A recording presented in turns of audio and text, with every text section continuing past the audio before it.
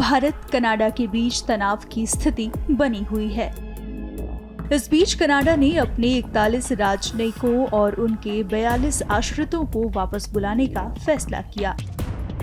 Canada ने ये फैसला भारत द्वारा राजदूतों से राजनयिक छूट छीनने की धमकी के बाद लिया। कनाडाई विदेश मंत्री मेलानी जोली ने भारत से कनाडाई राजनयिकों के प्रस्थान की जानकारी दी। मैं कंफर्म कर सकती हूं कि भारत ने 20 अक्टूबर तक दिल्ली में 21 कनाडाई राजनयिकों और उनके आश्रितों को छोड़कर सभी के लिए राजनयिक छूट हटाने की अपनी योजना को औपचारिक रूप से बता दिया है। इसका मतलब है कि 41 कनाडाई राजनयिकों और उनके 42 आश्रितों पर खतरा मंडरा रहा था। एक मनमानी तारीख पर प्रतिरक्षा छीन ली गई। इससे उनकी व्यक्तिगत सुरक्षा खतरे में पड़ सकती है। आपको बता दें कि भारत ने कनाडा के लिए वीजा सेवा निलंबित कर दी थी और नई दिल्ली में कनाडाई राजनयिकों की संख्या कम करने के लिए कहा था, जिसको लेकर मेलानी जोली ने कहा कि राजनयिकों और उनके आश्रितों ने अब राजनयिक छूट छोड़ दी है।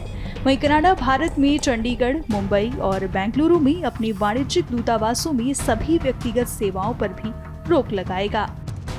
हमने भारत से उन्हें सुरक्षित निकालने के प्रयास किए। इसका मतलब ये है कि हमारे राजनयिकों और उनके परिवारों ने अब राजनयिक छूट छोड़ दी है।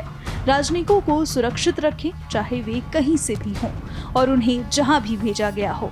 प्रतिरक्षा राजनयिकों को उस देश से प्रतिशोध या गिरफ्तारी के डर के बिना अपना काम करने की अनुमति देती है जहां वे हैं।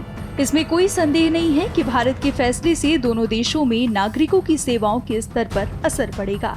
दुर्भाग्य से हमें चंडीगढ़, मुंबई और बेंगलुरु में अपने वाणिज्यिक दूतावासों में सभी व्यक्तिगत सेवाओं पर रोक लगानी पड़ी है।